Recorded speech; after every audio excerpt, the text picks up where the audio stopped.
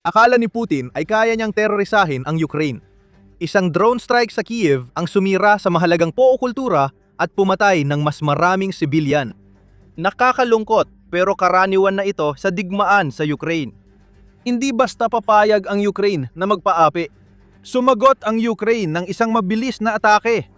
Mabilis, mabagsik at tumagal ng ilang araw. Tinarget ng mga drone ng Ukraine ang Russia, Crimea at mga sinakop na teritoryo. Gusto ni Putin patayin ng sibilyan, pero ang Ukraine ay tumutok sa estratehikong target para manalo at nagdulot ng malaking pinsala sa Russia. Napilitan ang Ukraine tiisin ang sunod-sunod na drone at missile strikes ng Russia kamakailan.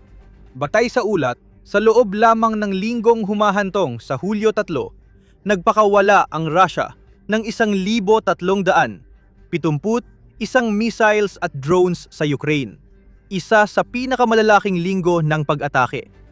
Nangyari ang matinding pag-atake matapos bumagal ang Russia ng ilang linggo at kumalat ang balitang mag-iipon ito ng lakas para sa mas malawakang pambubomba. Dumating ang linggo. Gabi ng 1 hanggang 2 ng Hulyo, malakas ang atake ng Russia sa Kiev.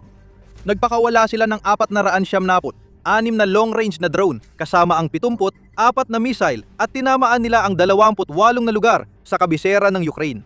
Nakawasak ang pag-atake. 30 patay at mahigit 70 sugatan. Kaya muling nanawagan si Pangulong Volodymyr Zelensky ng Ukraine sa mga kaalyado na ibigay ang ipinangakong mga Patriot missile na ipinangako nila para mapigil ng Ukraine ang mga missile ng Russia. Tama si Zelensky. Ang pag-atake sa Kiev noong Hulyo 1 ay kasunod ng isa pang malupit na pag-atake kalahating buwan bago nito na lubang sumira sa Ukraine. Ang biglaang pag-atake sa Kiev at ibang rehiyon ng Ukraine ay pumatay ng 11 katao-4 sa Kiev at winasak ang isang sentrong pangkultura na nagpapakita ng kawalang pakialam ni Putin habang patuloy siyang nambobomba. Nasira rin sa pag-atake ang Dormyshyn Cathedral na itinayo noong ika-11 siglo bahagi ng Kyiv-Pechersk-Lavra, isang UNESCO World Heritage Site at lugar ng pagsamba sa Kiev. Nagkaroon ng malaking butas at nasunog ang bubong ng katedral matapos ang malawak na pag-atake sa Ukraine gamit ang 600 at 11 drones at 70 missiles. Ito ang estratehiya ni Putin. Pumatay ng mga sibilyan sa buong Ukraine gamit ang nakakatakot na mga pag-atake ng drone at missile. Hindi mahalaga sa Russia ang eksaktong target. Bonus lang kung tamaan ng militar. Layunin lang ni Putin ang magdulot ng kaguluhan sa mga sibilyan sa digmaang sinimulan niya. Hindi pwedeng hindi gantihan ang dalawang malupit na atake. Alam ito ng Ukraine. Bilang tugon, naglunsad ito ng sunod-sunod na pag-atake bilang ganti sa dalawang pag-atake sa Kiev at iba pang bahagi ng Ukraine na patuloy na inaatake ng Russia. Nasusunog ang mga refinery, infrastrukturang militar, Crimea at mga okupadong teritoryo matapos ang sunod-sunod na malalayong pag-atake mula sa Ukraine na nagsilbing malinaw na mensahe kay Putin. Tinarget nyo mga sibilyan, mga estratehikong target lang ang pinupuntirya namin. Simulan natin sa mga refinery kung saan malaki ang naging epekto ng Ukraine sa digmaan. Halos 2 linggo matapos ang brutal na pag-atake ng Russia sa Kyiv at katedral nito, naglunsad ang Ukraine ng drone attacks sa mga refinery ng langis sa Slavyansk at Yaroslavl. Ipinakita ng Ukraine ang kakayahan nitong umatake mula malayo. Ang unang refinery ay 300 kilometer mula sa Ukraine at ang pangalawa ay 700 kilometer ang layo. Sa Slavyansk, nagkaroon ng malaking sunog sa refinery at nasira rin ang ilang gusali dahil sa mga piraso ng drone. Isinara ang mga kalsada sa Yaroslavl habang tumatama ang mga drone ng Ukraine. May paparating pa. Noong Hulyo 1, muling tinarget ng drone ng Ukraine ang Ufa Oil Refinery sa loob ng 1 linggo. Ayon kay Zelensky sa X, ang refinery na ito ay 1,300 kilometro mula Ukraine at tinamaan ng drone attack ng Ukraine na nagdulot ng malaking sunog sa pasilidad na puno ng nasusunog na materyales. Pinatigil ng Ukraine ang isa sa pinakamalaking tagagawa ng lubricants ng Russia na gamit sa armas at sasakyan ni Putin sa frontline. Ngunit hindi pa dito natapos ang Ukraine. Sa araw ring yon, ikalawang beses na inatake ng Russia ang Kiev habang muling tinarget ang Ufa. Kaya panahon na para maghigante. Ang Kostovo Oil Refinery sa Nizhny Novgorod ang napiling target. Noong Hulyo 2, binomba ng Ukraine ang refinery at nasira ang pangunahing AVT-6 Primary Crude Distillation Unit. Ang unit na ito ay 53% ng kapasidad ng refinery na nagpoproseso ng 15 milyong toneladang krudong langis. Hindi na ito gumagana ngayon, kasama ang AVT-5 unit na responsible sa isa pang 25% ng kapasidad sa pagproseso ng planta ng Kostovo. Ang Kostovo ay isinara na. Maaring ilang linggo bago muling mapagana ito ng Russia.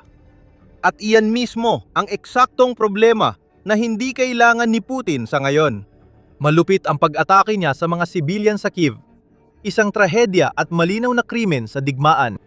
Pero tumutugon ng Ukraine sa pamamagitan ng pagtutok sa kanilang layunin. Alam ng Ukraine na sa pagtira sa langis ng Russia, mapapahina nila ang makinarya ng digmaan, mapipipigilan ang pagpasok ng pera sa Kremlin, at mapapaalalahanan ang mga Ruso na malayo pa sa katapusan ang digmaan na sinimulan ng kanilang presidente nang hindi sila direktang tinatarget. Ang pagpipino ng langis ng Russia ay isa ng larangan ng pagkawasak. Ang tatlong sunod na pag-atake na naiulat namin ay umpisa pa lang. Sa isang ulat noong Hulyo 6, nagbigay ang New Sky ng ilang kawili-wiling numero. Iniulat na naglunsad ang Ukraine ng 100 at 74 na pag-atake sa mga oil refinery ng Russia sa unang 6 na buwan ng 2026 beses na mas marami kumpara sa parehong panahon noong 2025. Konteksto: katumbas ito ng mahigit 32 pag-atake sa mga refinery kada buwan sa 2026 na nagpapakitang pinalakas ng Ukraine ang tutok nito sa langis ng Russia. Ginawang araw-araw na pangyayari ang sunog sa mga refinery sa Russia. Ang mga pag-atake sa Ufa at Kostovo ay dagdag lang habang patuloy tinatarget ng Ukraine ang parehong refinery para hindi na muling mapatakbo ng Russia ang mga ito sa buong kapasidad. Minsan, tulad sa Kostovo, sobrang tumpak ng Ukraine, kaya napapatigil ang buong refinery sa operasyon. Ang buwan ng Mayo lang ay naging record na buwan para sa Ukraine. Iniulat ng New Sky na noong buwang yon, 16 matagumpay na pag-atake sa mga refinery ng Russia ang naitala. Mas marami umano kaysa sa buong taon ng 2025. Medyo mapanlin lang ang pahayag dahil lalo pang pinaigting ng Ukraine ang kampanya kontra refinery sa huling kalahati ng taon. Ang mahalaga ay matagumpay ang mga pag-atake. Hirap na ang depensa sa impapawid ng Russia sa mga drone ng Ukraine. At muli, makikita natin ito sa mga numero. Ayon sa Ministeryo ng Depensa ng Russia, napabagsak ng depensa sa himpapawid ng bansa ang 14,175 drone ng Ukraine noong Mayo at sinundan pa ng 17,832 noong Hunyo. Grabe ang mga numerong ito. Mas mahigit doble ito. At noong Hunyo, halos triple na ng drone na inilunsad ng Ukraine noong Enero at Pebrero. Alam naman nating madalas dayain ng Rusya ang bilang ng kanilang na-intercept. Maraming pag-atake ng Ukraine ay iniuugnay sa drone debris dahil nagpapanggap ang Rusya na kaya ng kanilang air defenses ang lahat. Hindi nila kaya. Pinapatunayan ng mga sunog sa refinery. Ramdam na ng mga tao sa Rusya ang hirap dahil sa kakulangan ng gasolina mula sa pagsasara ng mga refinery at pag-atake ng Ukraine sa mga truck ng gasolina na nagdudulot ng kaguluhan. Malala ang kakulangan. Iniulat ng United 24 Media na may limitasyon na sa bentahan ng gasolina sa mahigit 40 reyon ng Rusya at posibleng dumami pa habang tuloy ang kampanya ng Ukraine laban sa mga refinery. Bumaba ng 25% ang pagproseso ng krudong langis ng Rusya noong Hunyo kumpara sa parehong buwan ng 2025, pinakamababa sa loob ng 20 taon. Bumaba ng 17% ang produksyon ng gasolina. Dahil sa drone ng Ukraine, hindi na ginagamit ang 1/3 ng refinery ng Rusya at tumaas ng 20% ang presyo ng gasolina ngayong Hunyo kumpara noong nakaraang taon. Ganti ito ng Ukraine sa mga pag-atake ni Putin laban sa mga sibilyan. Ramdam ng mga tao sa Rusya ang hirap kahit walang misil o drone na tumama sa kanila. Bawat pagtanggi sa mga gasolinahan, bawat pagkakataon na kailangan nilang mag-ipon ng kaunting rublo na wala naman sila, at bawat beses na sinasabihan silang manatili sa kanilang mga bahay habang lumilipad ang mga drone ng Ukraine papunta sa panibagong refinery ay paalala ng digmaan. Mabagsik sa usaping militar ang mga ganting atake ng Ukraine dahil sa ginagawa ng Rusya sa Kyiv.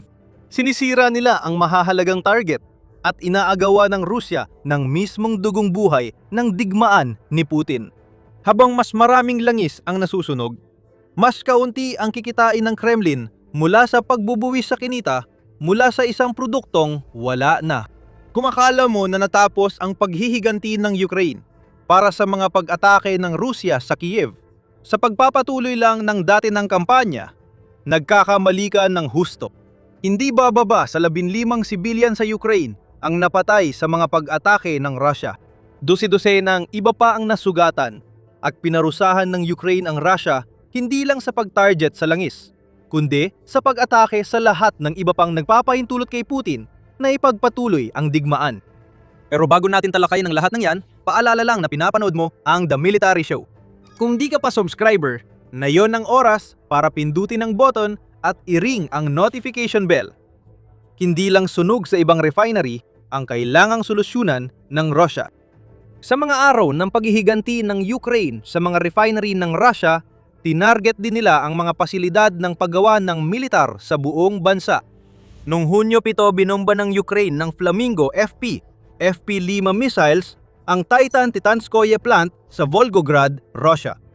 Ang mga missile na ito na may abot na 3,000 kilometro at 1,100 at 50 kilong warhead ay mapaminsalang dagdag sa long-range arsenal ng Ukraine. Napatunayan nung huling bahagi ng Hunyo kung bakit, dahil winasak ng mga Flamingo ang isang planta na responsabil sa paggawa ng mga artillery system at iba pang espesyal na kagamitang militar. Muli, kitang-kita ang katalinuhan ng Ukraine sa harap ng kalupitan ni Putin. Kung papatayin ng Russia mga sibilyan sa Kyiv, mas pabibilisin ng Ukraine ang pagkamatay ng mga sundalong Ruso dahil kulang sila sa armas. 3 araw matapos ang pag-atake ng Russia sa katedral, gumanti ang Ukraine at nagpadala ng mga drone sa planta ng misil sa Pensa na gumagawa ng bahagi para sa Russian missile launcher.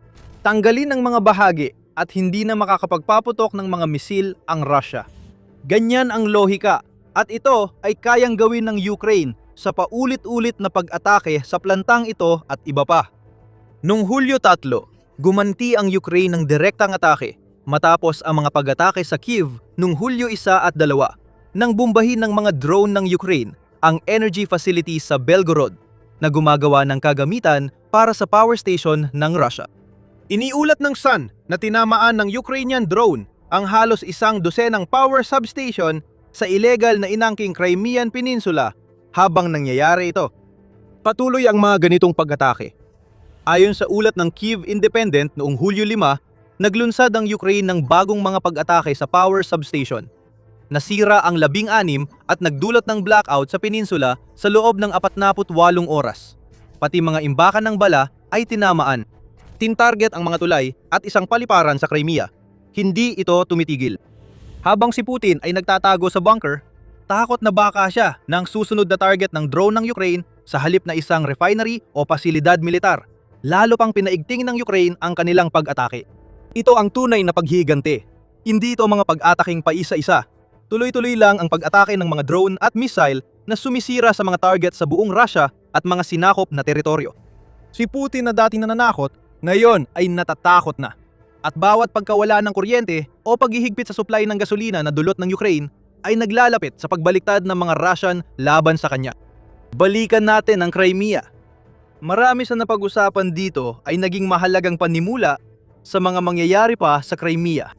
Habang tinatamaan ang Russia bilang ganti sa mga pag-atake sa Kiev, pinapakita ng Ukraine na di nito nakakalimutan ang estratehiyang unti-unting nagpapahina sa kontrol ng Russia sa peninsula.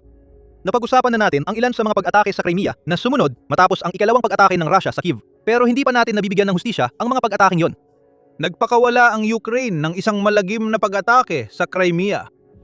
Ang base ng himpapawid na nabanggit natin ay ang Vardiskaya at inilalantad ng Euromaidan Press ang mas maraming detalye kung bakit ito mahalaga. Ayon sa ulat, nagsisilbing lohistika at maintenance center ang base para sa mga unit ng abyasyon ng Russia. Hindi magaganap ang combat sortie ng Russia mula Crimea kung hindi maayos ang mga base tulad nito. Hindi lang Vardiskaya ang paliparan na inatake ng Ukraine sa sunod-sunod nitong paghihigante. Tinarget din ang base ng Belbek sa raid noong Hunyo 25 at may natatanging nagawa ang Ukraine doon. Tinamaan ng drone ng Ukraine ang isang Russian MiG-29 fighter jet sa base at inilabas ng Ukraine ang footage matapos ang mga pag-atake noong Hulyo sa Crimean Peninsula.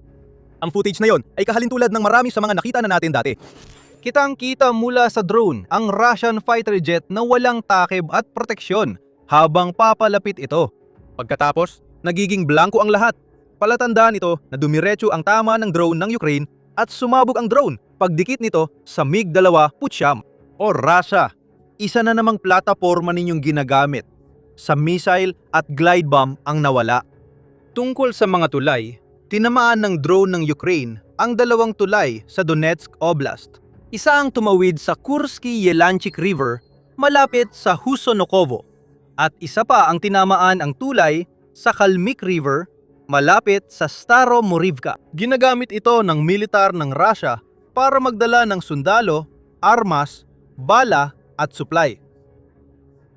Ano ang kaugnayan nito sa Crimea kung ang mga pag-atake ay nasa malalayong lugar? Lahat ito ay tungkol sa programa ng Ukraine para sa pagsasara ng mga ruta ng lohistika. Ihiwalay ng Ukraine ang Crimea sa pagsira ng mga rutang lohistika sa sinakop na teritoryo. Itong mga tulay, sana ang daanan ng mga truck papuntang Crimea o palabas mula rito papunta sa ibang rehiyon ng sinakop na Ukraine. Ngayon, wala na ang mga ito, gaya ng marami pang tulay noon. Kasama ang 16 na substation sa Crimea na bahagi ng 37 energy facilities na tinamaan ng Ukraine sa mga sinakop na riyon mula 1 hanggang 5 ng Hulyo, halos kumpleto na ang paghihiganti para sa Kyiv. Nadagdag ng Ukraine ang pagsira sa 3 ammunition depot sa Donetsk, Luhansk at Kherson bilang highlight ng pag-atake nitong linggo laban kay Putin. Dito makikikita ang pinalawak na kampanya para ihiwalay ang Crimea. Nakatuon pa rin ang Ukraine sa peninsula, syempre, pero pinuputol na rin ito ang mga pangunahing daanan ng supply papasok sa mas malalim na bahagi ng timog at silangang mga okupadong teritoryo, kaya mas pinapahirapan si Putin na mapanatiling may supply ang kanyang mga sundalo sa mga frontline. Ito ang paghihiganti ng Ukraine. Tinatarget ng Russia ang sibilyan, habang sinisira ng Ukraine ang makina ng digmaan ng Russia. Gusto naming sabihin sa inyo na ang laki ng paghihiganting pag-atake ng Ukraine ay sapat na para magdalawang isip ang leader ng Russia na maglunsad pa ng mga pag-atake laban sa Kyiv. Desperado si Putin kaya nagiging mas delikado siya. Habang hindi nagtatagumpay ang kanyang mga tropa na makamit ang tunay na progreso sa lupa, ang natitirang epektibong sandata ng Russia ay ang kanilang supply ng mga pangmalayo ang sandata. Noong Hulyo, 6 gumanti ang Russia sa Ukraine sa pamamagitan ng panibagong pag-atake sa Kiev. Ang ikalawang pag-atake sa loob lamang ng 4 na araw ang pumatay ng hindi bababa sa 15 katao ayon sa Kyiv Independent. 5 sa 15 ay mga bata at sila ay namatay dahil sa impyernong pag-atake ng Russia gamit ang 68 misail at 351 drone. Nanaanago muli si Zelensky para sa dagdag na Patriot missile interceptor para sa Ukraine. Pero para kay Putin, hindi ito pagpapakita ng lakas ng Russia na iniisip niya. Ito ay desperasyon. Alam ni Putin na gaganti ang Ukraine. Napatunayan na nila ito sa kanilang mga paghihiganting pag-atake mula huling bahagi ng Hunyo hanggang unang bahagi ng Hulyo. Ang mga pag-atake noong Hunyo ay bahagi ng isang buwang tuloy-tuloy na opensiba kung saan winasak o nasira ng Ukraine ang 172 target ng industriya ng depensa ng Russia, mga pasilidad ng gasolina at halos 3,000 iba pang target militar. Alam ni Putin ang epekto ng pag-atake ng Russia sa Kyiv sa kanyang militar. Pero hindi niya ito mapigilan. Wala na siyang pagpipilian. Bagamat malungkot ang mga pag-atake, nagiging udyok ito para sa paghihiganti ng Ukraine at paraan ng pananakot sa Ukraine sa 2026. Nagbabala ang Ukraine kay Putin. Noong Hunyo 26 iniulat ng Euronews na inaprobahan ni Zelensky ang 40 araw na operasyon ng State Security Service para bigyang presyon si Putin na tapusin ang digmaan. Ayon kay Zelensky, may long at middle range na parusa ang operasyon at nagdulot ito ng state of emergency sa Crimea na idineklara ng mga puppet na awtoridad ng Russia. Simpele lang ang ibig sabihin ng 40 araw na kampanya para sa Russia. Marami pang susunod. Ang mga pag-atake ng drone at missile na iniulat namin sa bidyong ito ay bahagi ng kampanya ng Ukraine. Hanggang katapusan ng Hulyo, asahan pa ang mas maraming ganitong pag-atake. Walang magawa ang Russia rito. Alam ni Putin ito. Kaya pananakot na lang ang ginagawa niya para matigil sila. Pero ngayon, ang leader ng Russia ay napunta na sa isang kaawa-awang kalagayan na tinanggap na niyang mangyayari talaga ang mga pag-atakeng ito at ang kaya na lang niyang gawin ay subukang manipulahin ang naratibo. Ayon sa Institute for the Study of War, ginagamit na yon ni Putin ang long-range strike ng Ukraine bilang katuwiran para sa mga opensiba ng Russia sa frontline at tumitinding gastos ng digmaang siya ang nagpasimula.